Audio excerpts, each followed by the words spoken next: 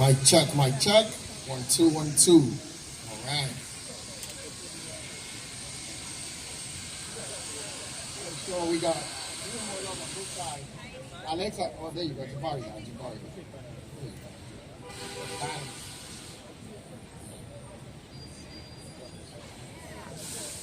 Good morning. We're about to start in 1 minute. Thank you so much for being here. And sorry for asking, well, not sorry, but I had to ask for everybody to move their vehicles from the plaza. It is a park, and we want to make sure that we are just staying true to what we believe in. So thank you for moving.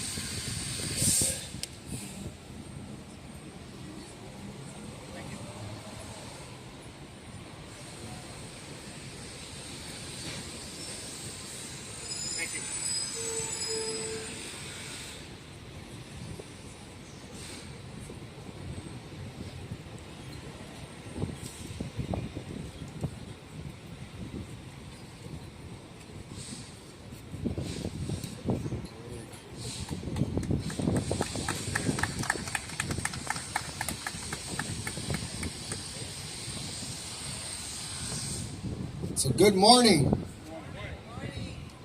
My name is Antonio Reynoso, and I am the president of the greatest borough in the city of New York, which is Brooklyn, first and foremost. It's a bittersweet moment to be here this morning, but I'm very grateful to everybody that's here behind me.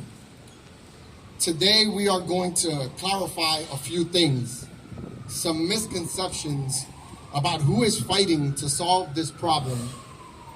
You see, some folks in the federal government think that this is a Mayor Adams versus the Biden administration fight. And this couldn't be further from the truth. This is New York versus the Biden administration. You might have heard from Mayor Adams, but today you're going to feel New York.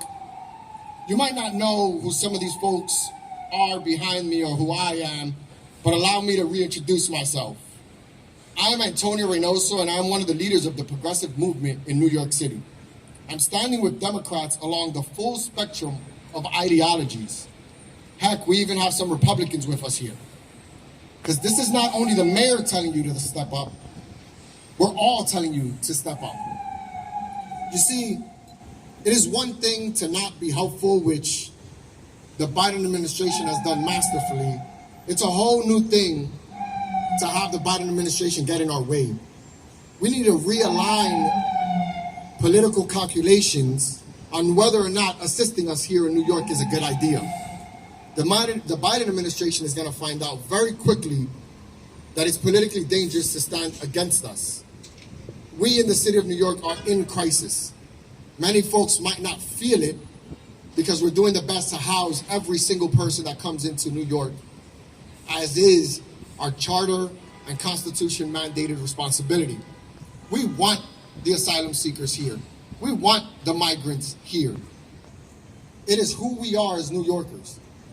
But this responsibility on addressing immigration issues falls on the federal government. There are only so many things we could do legally at the state and city level. We can only pass so many laws that tinker at the margins of this problem. But the federal government could deal with the core problem, and they are not. And they've left us to figure it out on ourselves. Now, the mayor and I might disagree on exactly how to get there, but this is not for a lack of effort. This mayor is doing the best he can under the circumstances to solve for this problem. The best he can.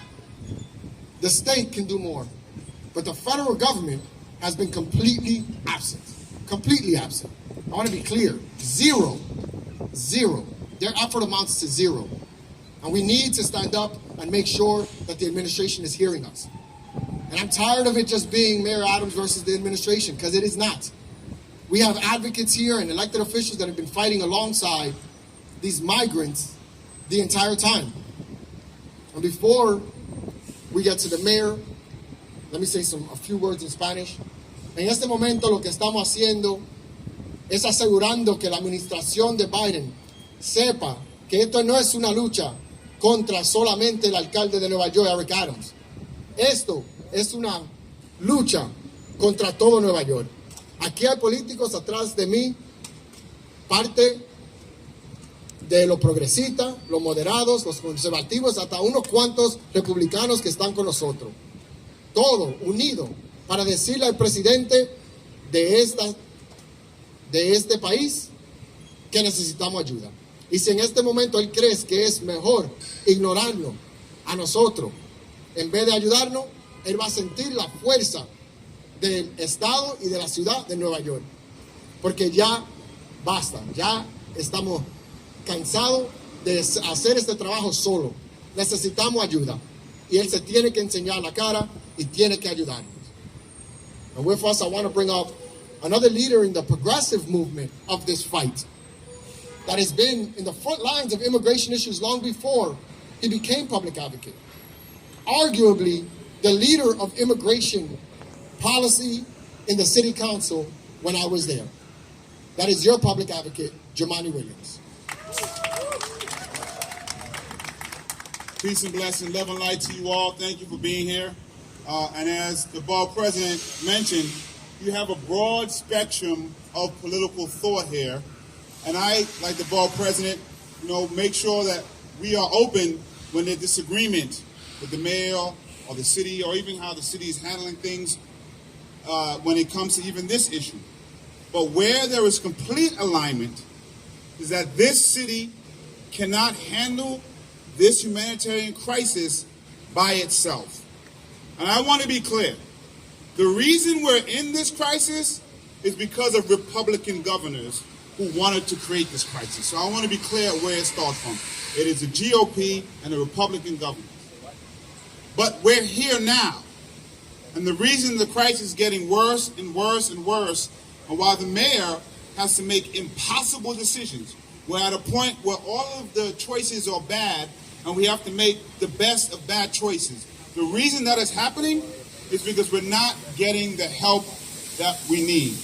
Primarily from the White House, primarily from Washington. I have asked and will ask again that President Biden himself come and visit. Maybe if he saw with his own two eyes what was going on, he will step up from the sidelines. I too met with Tom Perez when we went to D.C. We asked for some of the same things we're asking for now. We asked that they speed up work authorization. We asked for a renewal of TPS. We asked for them to be a coordinated effort from the White House. We should not have to be making a coordinated federal effort from New York City. There also needs to be a declaration of emergency, an emergency declaration from the White House so we can get the resources that we need. I also want to say that the state needs to do some more. And I'm thankful they are now stepping up. I will be clear, it took too long for the state to get involved, for the governor to get involved. But we need more. We also need the state to help with municipalities and cities across this state so we can all work on this together. We need funding as well. But if the state started too late, and thankfully doing some now, as the borough president said, we're getting nothing from the federal government. If this fails in New York City, what's going to happen in the rest of the state? And I'm going to say something political here, because I think there could be impact in the race. Maybe not for Biden, but what's going to happen on the races below that, on the congresspeople below that, people who are going to be upset because we failed on this issue, which is the issue of our time right now. All of us are united. I know the press likes to do their thing with the mayor. I get it, I understand, but I want folks to be clear that on the message saying that we can't do this alone, that we need additional help, we need additional resources, you probably won't see this combination of folks again on an issue. But this is to show you how bad it is in New York City, where the Statue of Liberty says, bring us your huddled masses. We want to help. We're designed to help. I think if other cities and municipalities went and saw the way that the city is responding, they can mimic some of it, they can copy some of it, but we cannot do it alone. I am a first-generation American. My parents came from the Caribbean. They may have stayed over a little bit. Some people from the Caribbean stay over a little bit. They do their thing. They get here. I got it. I have family that was undocumented. We understand clearly. We want to do the best that we can. We are not able to do that because we are not getting the help that we need. So thank you, Tom Perez, for coming. President Biden, please step up and provide the resources that are needed so we can match this humanitarian crisis with a real humanitarian response. We're begging, we're pleading, united as a voice. We need help, and we need it now. Lastly, I will say, these asylum seekers are doing everything they're supposed to be doing legally. We shouldn't treat people who are not like they're not human beings. So I want to be clear about that. But for the people who are sending the wrong message, these are folks seeking asylum. What would make you take your family through the jungle? Your baby, your pregnant wife, what would you be trying to escape? Let's think about that before we jump to the otherization. These are folks who are running away from harm. They're running away from danger, doing their best to protect themselves. If we are going to tell other countries to open their borders when there's a crisis, then we have to do the same and provide a humanitarian response for people who are seeking safety. Let's be clear about that. Thank you so much. It's time for folks to step up. Thank you, Public Advocate Jumaane Williams. And with us, we have one of the districts that is arguably most affected by the amount of asylum seekers that are coming into their district. They've been nothing but a gracious host in that work, an ally. And I want to call up Councilmember Alexa Aviles. Good morning, everyone. Gracias, thank you. My name is Alexa Aviles. I am the council member for District 38, which includes Sunset Park and Red Hook. And I want to reaffirm what you are hearing today. New York City is a welcoming city. We have harbored immigrants from the beginning of our story, and we will continue to do so. What we are imploring here and have implored from day one, even prior to this crisis, the immigration system in this country has been woefully broken. We have been fighting for decades for comprehensive immigration reform, which has not been delivered by any administration. But we are here today, not only to continue to demand that we fix the system, but that the federal government step up. What we need is a national strategy to step into the values of this government, to step into the values of our Constitution. So we are demanding a national strategy with funding that demonstrates our values, right? What is happening now is unconscionable. You cannot turn the other way and imagine that it is gone. I am very proud of New York City for stepping up and saying this is a welcoming city and reaffirming that with as much resource as possible, but it is not possible to do this alone. So I am here again with my colleagues saying to the federal government, to the Biden administration, you must put forward a national strategy. Fix this immigration system. We need comprehensive immigration reform. You can advance work authorization and all the other tools that we have been demanding for months, if not years, including TPS. So again, thank you for being here. New York City is a welcoming city. We will not allow dog whistles. We will not allow people to be dehumanized. We stand firm in the dignity of all people. Muchísimas gracias. Que el gobierno federal nos ayuda, por favor, que haga una estrategia nacional con recursos, porque esto es una situación que necesitamos bregar en todo el país. No es solamente un estado contra el otro, sino todo el país. Que nosotros somos un país de inmigrantes y un país de dignidad. Muchísimas gracias. Thank you so much. We're going to jump around here a bit. Want to call up our state senator, Jabari Brisport. All right, good morning, everybody. So I'm New York State Senator Jabari Brisport. I actually, my district has one of the sites on Hull Street, which is on track to be one of the largest respite centers and the HERC centers in New York City, hosting nearly 2,000 asylum seekers when it's at full completion. And that's part of what we're doing here, is saying we are welcoming them with open arms. This is a city built on people looking for a better life to improve upon themselves. You have that city built on immigrants of every single color, from every single part of the globe, of every single faith, either coming here or the descendants of people who came here looking for a better life. But at the federal level, we need help to get it done. We need, in the immediate term, space. And that means the federal government needs to stop. The White House needs to stop refusing to grant us the use of spaces like Floyd Bennett Field. We also need money. We need funding. And the state government was able to step up with $1 billion. We're going to fight to do more next year in next year's budget. But from the federal government, we have gotten pennies. We need the funding and the dollars to ensure this can be a good transition for the people we are welcoming into New York State.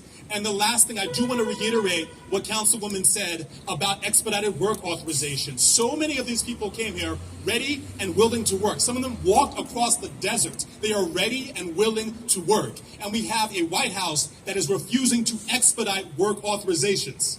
Don't tell me you care about the economy when you're blocking people from working. Don't tell me you care about public safety when you're blocking people from working.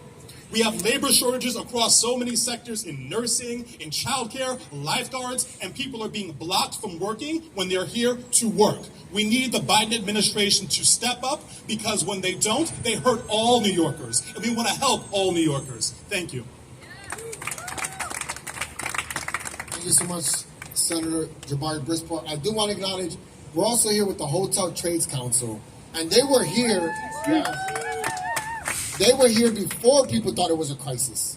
Before people thought it was a crisis, they've been on the front lines. They didn't wait till it got popular to be advocates of this fight. They were there before it got hot. So we want to thank them for all the work that they've done. Thank you so much to HTC. Now, for a little contrast here, I told you about the political spectrum, and the public advocate was correct in saying you might never see us standing here again on another issue. You might never see us again standing on another issue. But this issue has united us all. I want to call up Assembly Member Lester Chang to say a few words. Thank you. Thank you, Borough President. Thank you, Mayor. You're here. I'm Lester Chang, Assemblyman. District number 49 represents Sunset Park, Borough Park, Dyker Heights, and Bensonhurst. It is true that my elected colleagues over here were different political spectrum. I'm a conservative Republican here. Probably the only one here right now. Yeah. But we have to understand what created this problem was the failed administration policy of migration in here. And that causes a lot of reaction from the GOP governor to send all these migrants in here. But again, be as it may, migrants are here. New York City, if you remember history, over 100 years ago, there's an island called Ellis Island. Ellis Island that served immigrants. White immigrants. Served immigrants so White many years ago. immigrants. So they have the way to process, way to welcoming these immigrants in here. So we're here right now, and and we're solving just a Band-Aid on that. We really need the government, federal government. We need the White House. There's only so much resources we have in the city and state. Yes, we did pass a budget on the state level to help us, to help New York, but that's not enough. We already serve over 100,000 migrants in this city, and it's coming, and I know that. Last Friday, I'm still a naval militia. Last Friday, I attended a senior leadership up in Albany, and our soldiers are preparing migrants to migrate throughout the states. They haven't been tasked, but we're preparing on that. So we need the White House to do two key critical things. First is accelerate the work authorization. They need work. They need to make a living. That's the first thing we need to do. And Biden could do that. He can do with a pen, with executive order. If his former boss, former President Obama, could able to do DACA on executive order, he can do the work authorization. Second, he needs to mobilize. He needs to declare an emergency. so he can fund federal resources for us, for the city. That's what we need to do, two things only from the president himself. And we're ready. And we're willing to help the migrants over here because we're humans. They're here. I'm a first generation born here. My family came from China. I know what's it like to be an immigrant family. So the human thing to do is to get them the resources they need and help the city, because if we don't do it right now, this city is going to be a financial crisis again. Back in the 70s and 80s, we don't need that. So please, whatever you can, the Biden administration must help us, fund us, and support us. Thank you very much. Thank you, Assemblymember Lester Chang. I'm extremely grateful for you to be here and speak on the united front that we have, calling on the Biden administration to finally step up. Next, I want to call up Assemblymember Robert Carroll. Good job, Mr. Mayor. Good morning. I'm Assemblymember Robert Carroll. First, I'd like to thank Borough President Antonio Reynoso for bringing us all together, and Mayor Adams for all the hard work that he and his administration have been doing over the last 6 months as we've confronted this challenge. Without his leadership, without both of your leadership, we would be in much more dire straits. But the facts of the matter are, New York City cannot do this alone. Too often, both the state and the federal government give the short end of the stick to New York City. We are a net provider of resources to both the state and the federal government. It is time for the state and the federal government to provide direct resources for New York City so that we can do the right thing. We can do the humane thing, because New York City is and has always been a city of immigrants, and New York City will continue to be a city of immigrants and continue to be a city that welcomes people from around the world. But we cannot do that humanely and justly if we do not have the resources to treat these folks as human beings and as people who are in dire need of assistance. And so what we need right now is resources, and those resources can only come from two places, Albany and Washington, D.C. I know that myself, and I see Assemblywoman Marcella Mataines and the State Senator Jabari Brisport, I know that we're going to try to do our end in Albany. We need our congressional delegation, we need our senators, and we need the president to step up and provide these desperate resources. Again, I want to thank Borough President Antonio Reynoso, I want to thank Mayor Adams, and I want to thank everybody who's here to make sure we get this done and get it done for the people who desperately need these resources. Thank you. And yeah, I want to thank New York City. It's a good call, because the residents of New York City are stepping up. The folks in Brooklyn are stepping up. We're seeing people look for food, for clothing, showing up, some of them giving their apartments. New York City is showing out. We're showing the entire nation. There's no other city in this country that would have taken on 70,000 asylum seekers or migrants and been in the condition that we are now. You know, right now they're all housed. And in the cases where we're getting to the dire end of our capacity to house people, 70,000 people. Do that anywhere else, and you would have 60,000 people out in the streets. And not here. We're doing the best we can. And then I also want to talk about something we haven't talked about yet, is Floyd Bennett Field. The federal government is not giving us any money. The federal government is not authorizing work authorization. And then the governor asked the president to let us use Floyd Bennett Field hangars that are more appropriate, because they're not tents in the middle of a beach, let's say, but they're more appropriate.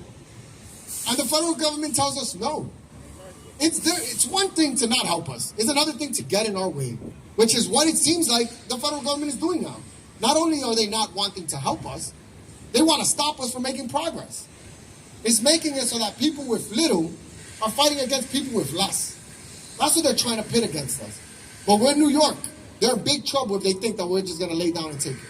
And that's what we're saying today. We're standing up to them.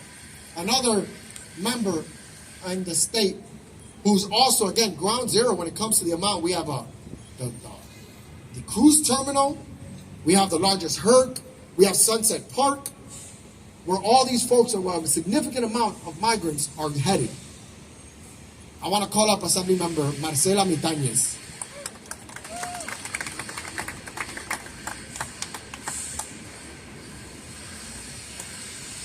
Buenos días a todos. Yo soy Marcela Mitañez, soy la primera inmigrante peruana en la legislatura estatal y represento el Distrito 51 con los vecindarios de Red Hook, Sunset Park y parte de Bay Ridge.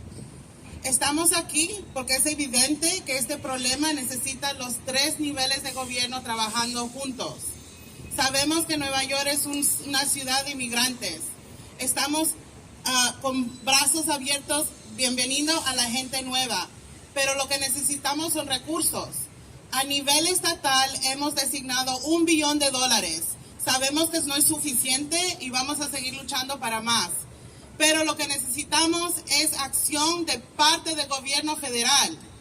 Estamos invitando al presidente que venga y vea él mismo lo que está pasando.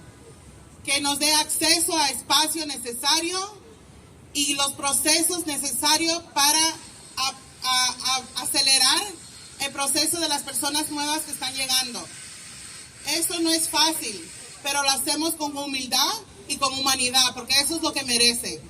Todos hemos venido aquí como inmigrantes simplemente pidiendo la oportunidad para una vida mejor. Y eso es lo que están pidiendo ellos también, y aquí estamos para ayudar. So I just want to repeat really quickly in English. My name is Marcela Mitañez, and I'm the first immigrant Peruvian in the state legislature.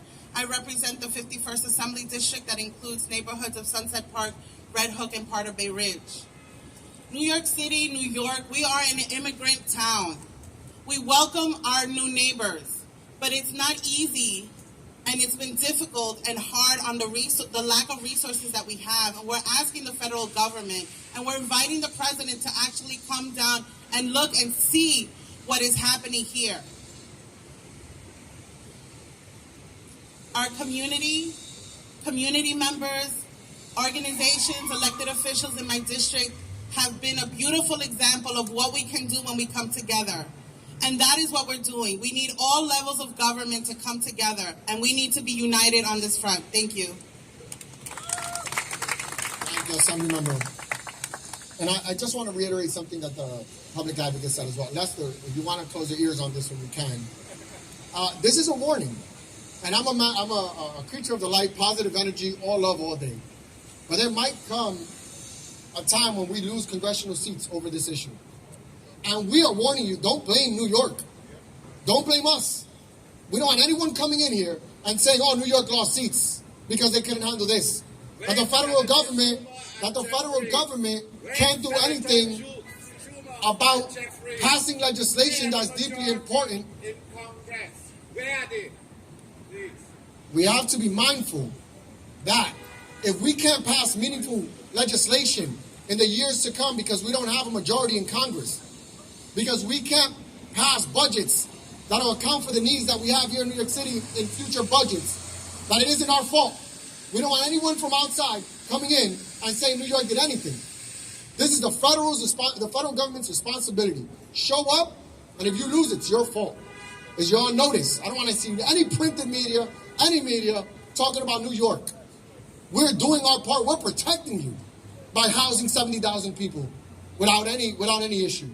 That's what we're doing. We're protecting you. And all we're saying is come and help us. But if it goes the wrong way, don't call us. Don't quote us. You're forewarned that this might happen and it won't be our fault. We are absolved at this point. Nobody is absolved.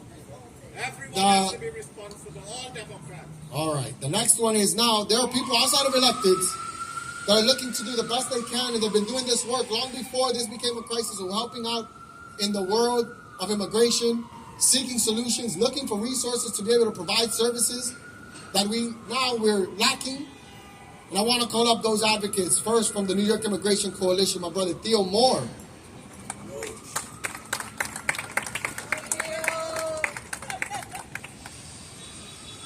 Morning, folks.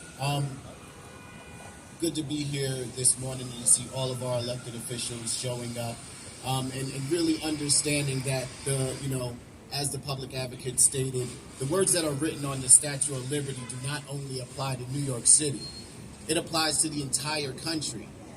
And those aren't aspirational words. That's literally what we're charged to do.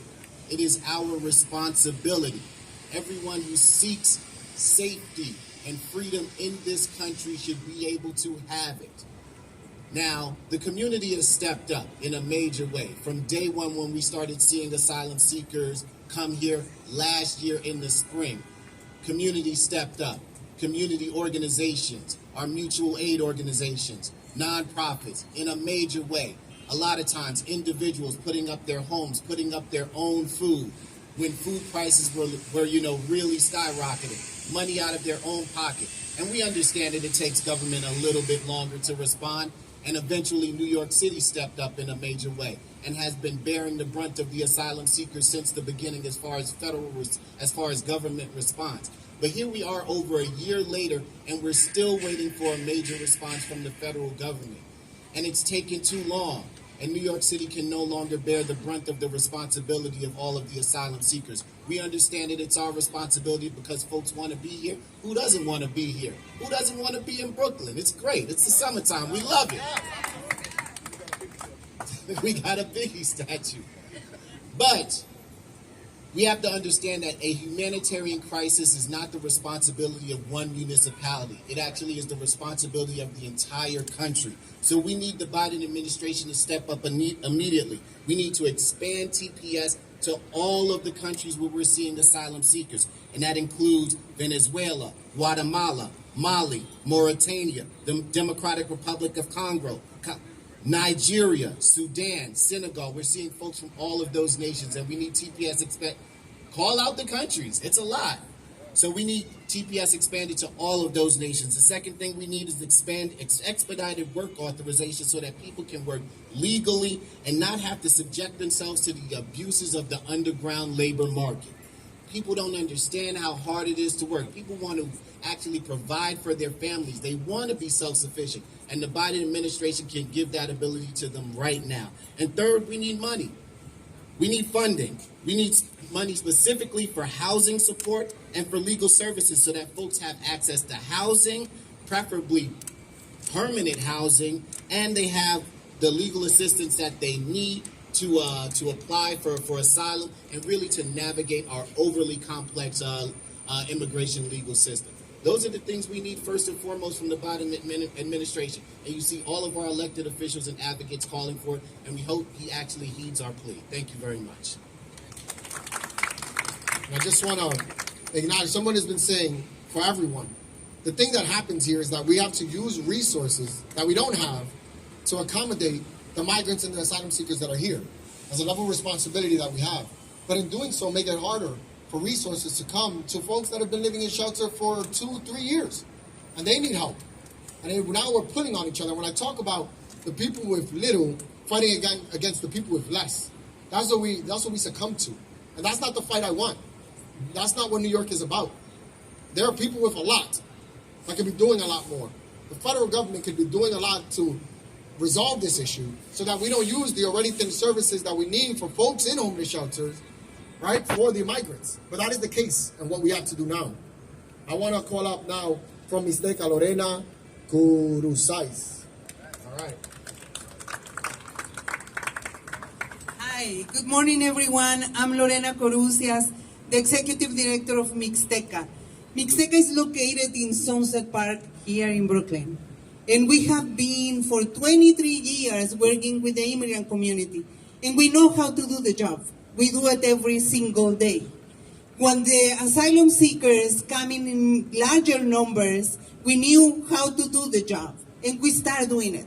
From day one, we joined other groups at Penn Station receiving immigrants. And we've been doing, as I'm standing here today, I have a group of people, asylum seekers, getting OSHA training. And we are doing this with the resources we are getting from the city and from some foundations or from some people like you. But we can continue doing this. The number of people getting into our doors every single days have overpassed our capacity. We have people, organization open the doors from Monday through Sunday because we can't do it otherwise.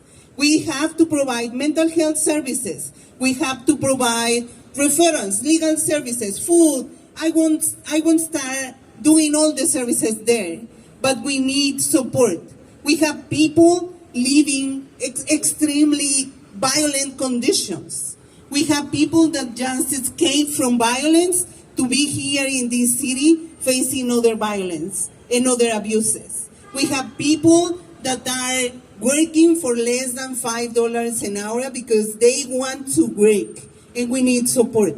We need more support to continue doing what we're doing, because many things that we've been doing now is because of your support, of the money we are getting from the city. And we can continue. It's really hard to say who's going to be in the OSHA class.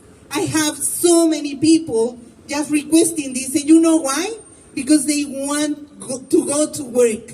They are not here, coming here to stay and to live from the money from others. They are here to work.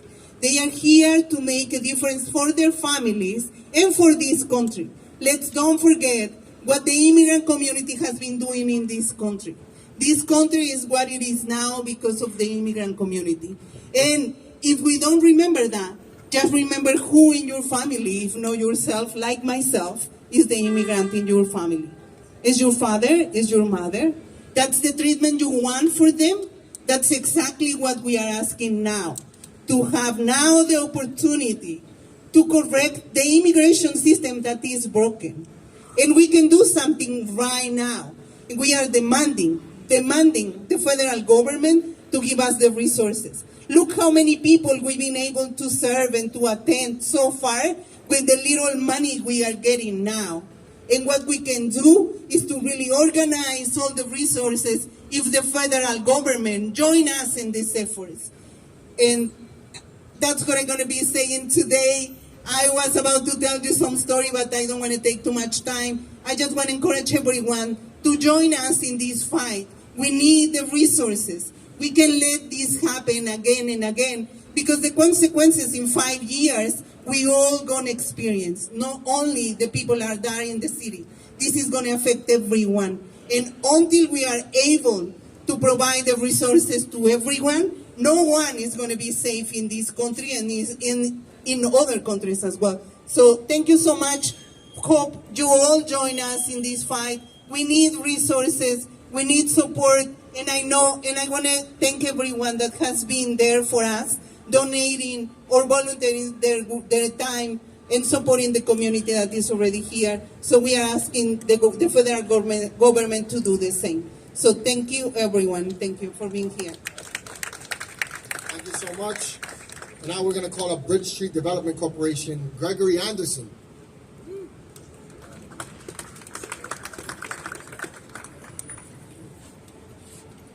Good morning, everyone. My name is Gregory Anderson, and I have the honor of serving as President and CEO of Bridge Street Development Corporation. We are a community-based, nonprofit, based in Bedford-Stuyvesant, Brooklyn, and Central Brooklyn. One of the finest communities in the greatest borough, in the greatest city on earth. Since last year, Bridge Street Development has been providing one-stop wraparound services, including food and clothing distribution and access to legal, financial, educational, physical and mental health services to thousands of asylum seekers of all ages. And to be clear, these are the services we provide to everyone in our community.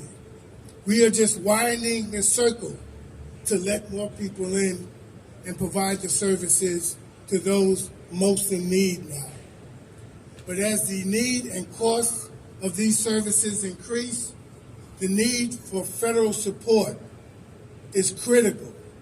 So Bridge Street Development stands firmly with Borough President Reynoso, Mayor Adams, our other elected officials, and our other community stakeholders in imploring No, demanding greater federal resources to address this issue.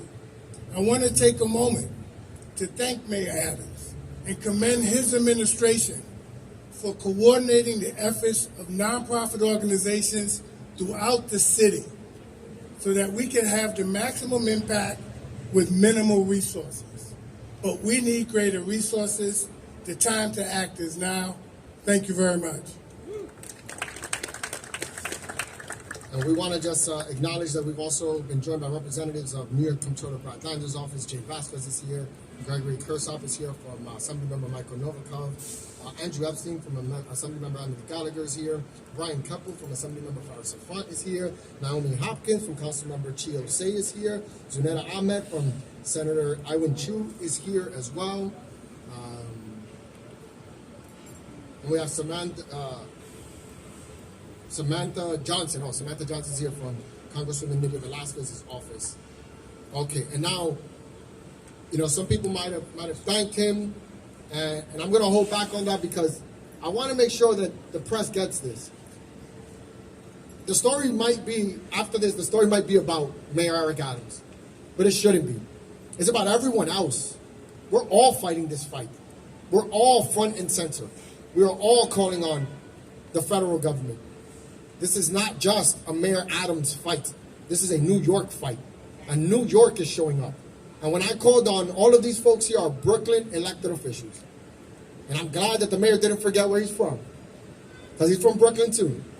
And while there are citywide representatives here, they still remember, they know where they're from, which is Brooklyn. So I want to thank Mayor Adams for coming to this press conference on this issue. And he'll be the last speaker. Your mayor, Eric Adams. I appreciate you and the awesome leadership displayed by Borough President Reynoso and the leadership displayed by Jumaane Williams, our public advocate, and all of our colleagues that are here. And I think the most significant aspect of this combined display of electeds across the political spectrum is a real indicator and reflection that even in areas of disagreement, when it's time to defend and uplift our city, we're able to set aside our political philosophies to come together and do the things that's best for the city of New York. That is a very significant level of political maturity that the body of political leaders across the city are showing, from the congressional level to our state level and our city levels, as we address the crisis that's in front of us. Three quick observations. Number one, the number of individuals who have entered our city, over 100,000. 100,000. I want you, when you leave here today, go Google other cities. Go look at what is happening in other cities as they deal with the crises. New York City is receiving the overwhelming number, but even with the large volume we're dealing with at the level of dignity and respect that human beings are deserved. You're not seeing that in other cities. Other cities have struggled. You're looking at tent cities with physical tents, structures, people sleeping outside. I went to visit the border in El Paso and made it clear that this is not what we were going to do as a city. Number two, New Yorkers, please don't turn against each other. Don't turn against each other. That is what the enemy wants. We cannot celebrate on Sunday and Friday nights and Saturday in our synagogues, our churches, our Buddhist temples, and our Sikh temples, and talk about how great our gods are, yet we leave and use a level of hateful tone and rhetoric. Don't be just a good practitioner or worshiper, be a good practitioner. This city is supposed to be displaying what the God-like spirit is. And it doesn't mean stating that we don't want those people. Because if you would sit down, close your eyes, and reflect on your ancestry, I don't care if you were Irish Americans coming here, if you were Caribbean Americans coming here, if you were African Americans migrating from the South, if you were Jewish, Polish, Indonesian, Chinese, everyone heard this same rhetoric that's coming from the body of hateful people. So history is going to ask, what side were we on during this very difficult time. So any conversation or tones of saying those people don't deserve here, every ethnic group in this country heard people say those people don't deserve here. Your grandmothers, mothers, and fathers, and even you was set the same tone at one time. Are we going to be part of those who are having that rhetoric, or are we going to be part of those that did for our families as we made the movement forward? This is not a New York City problem. This is a national problem. 100,000 people, over $12 billion will be spent over a 3-year period. Those $12 billion are going to come from somewhere. It's going to come from our school services. It's going to come from our streets.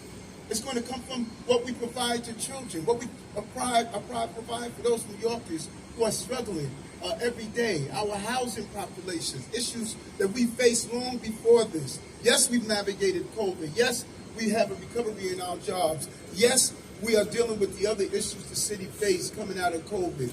But it's unfair as this city continues to evolve that a national crisis, a humanitarian crisis of a level that has never been experienced before is now dropped into the lap of this city with no support that we deserve. And what is more anti-American than not allowing someone to work? What is more anti-American than that?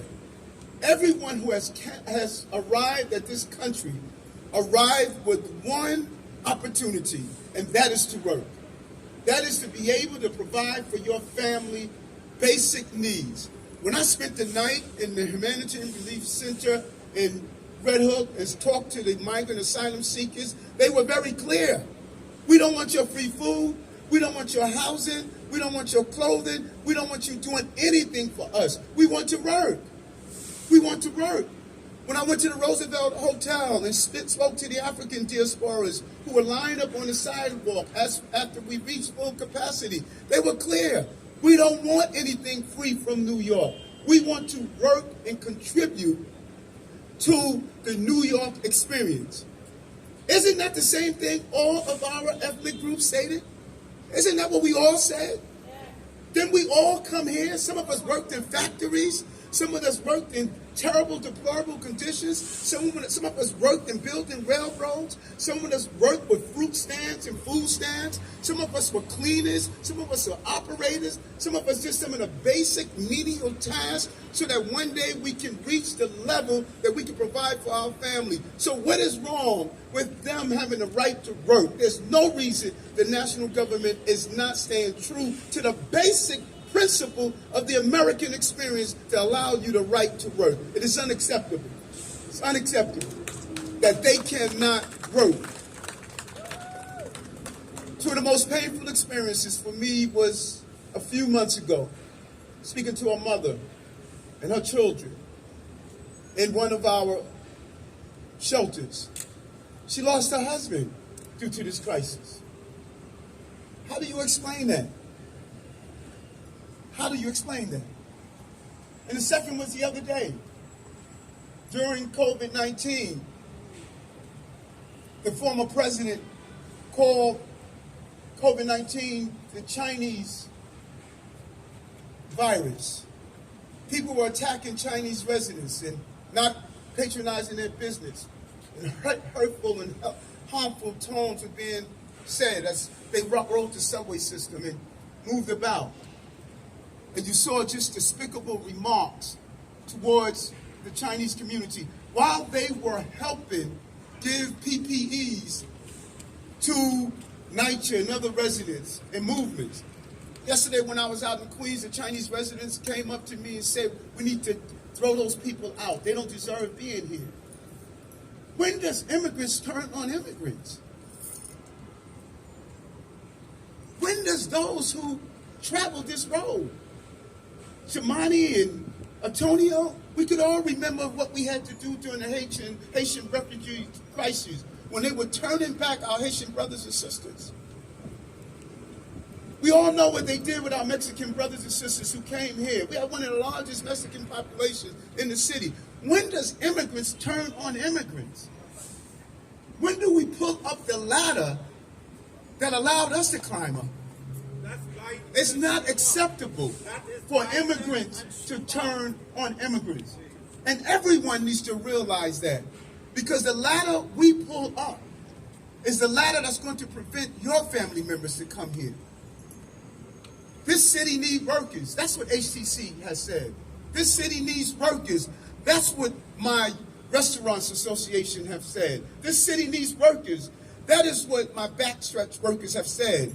This city needs workers. That is what all of my construction industries have been saying. This city needs workers. That is what everyday people are saying. We need workers. We need people contributing in our society. We need people making this the melting pot that it is. This is how our city has become the greatest city on the globe, by opening our doors, but we can't do it alone. This is wrong, what is happening to the people of this city. And I thank my colleagues for having the foresight, coming together, and say we don't have to be monolithic in our political theories, but we have to be monolithic in how do we protect this city from the devastation that's on the horizon. If we don't get this right, this is the greatest challenge our city has faced in decades. We got to get it right. And Borough President, I thank you for your leadership of bringing us together. And this is not about Eric Adams, the mayor. This is about the people of the city of New York. They don't deserve this. They don't deserve this. It must be corrected. The course must be corrected to put us on the right pathway so we don't have our city go through this. Thank you very much.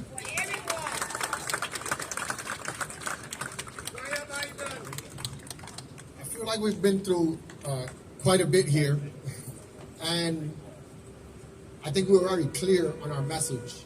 So I'm going to limit questions.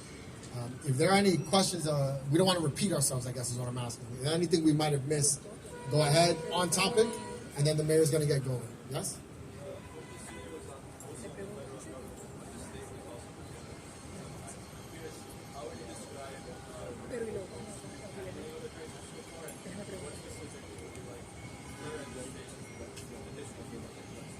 Yeah, I think we talked about people with little fighting against people with less. I do want to say, look, the state is, Jumaane Williams, the public advocate, said it, they came in late in the game. But they provided $1 billion. They're advocating to use Floyd Bennett Field. There's efforts being made. It's better late than never.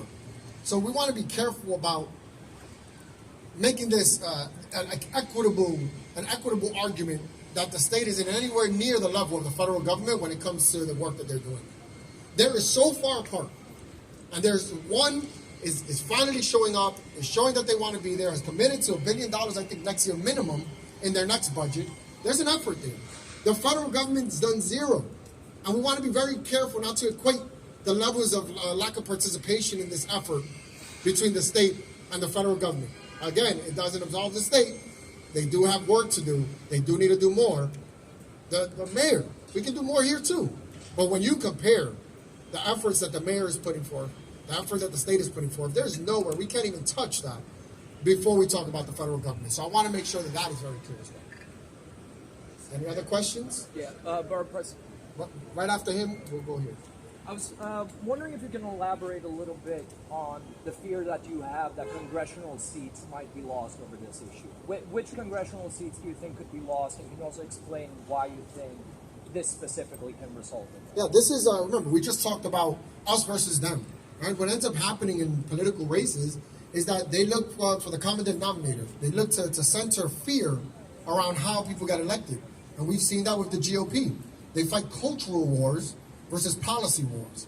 And what's going to happen is that in Long Island, it's like, oh, we're going to have migrants coming into your neighborhood, and use that fear, right, to pit us against them to be able to win races that would be very close in Long Island, in upstate, and we need those seats. So I want to be very clear that this can be used against the Democratic Party during these congressional races.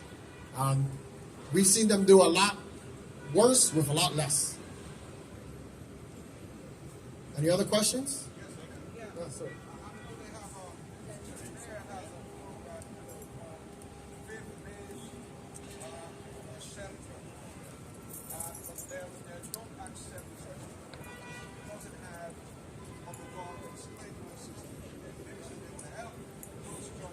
Okay. Yeah, so the question is about the mayor's looking for any site or any space to be able to house migrants. And there's some churches that have spaces available, but because of their age, they don't have sprinkler systems that would put them up to code to house a significant number of people. But they said that they were going to work on seeing if they can fund conversion kits to add sprinkler systems into these buildings to then be able to house folks. I don't have, the mayor's gone. What I can do before you leave, we're going to leave you our information. And if you have a place of worship that you think might be ideal but might need those conversions to happen, we'll see if we can connect you to the resources to try to get that active as soon as possible. Thank you.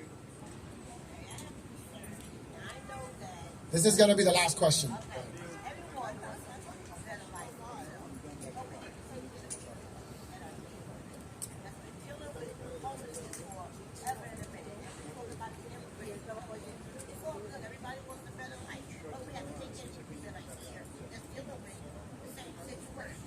So one, that's 100% correct. And I always try to make sure I'm speaking about New Yorkers who have been in the shelters for a while. I also like to specifically talk about black New Yorkers who make a primarily amount of the shelter system, and black and brown New Yorkers who are making up the largest of trying to get assistance. And they should be very angry about the situation they're in. I want those New Yorkers, if you're one of them, who have been fighting to get resources, to stay angry. But I want them to be angry at the right folks. So I want them to be angry at the government that has failed them for so many years. If we get angry at the asylum seekers, it's misplaced anger because they didn't cause the problems that are here. The day before the first asylum seeker bus came, there were 50,000 New Yorkers in the shelter system, primarily black and brown. The average stay was over a year. That had nothing to do with asylum seekers. So we can't let the people who will fight the culture wars pretend that if the asylum seekers weren't here, those New Yorkers would be getting the help they should have gotten.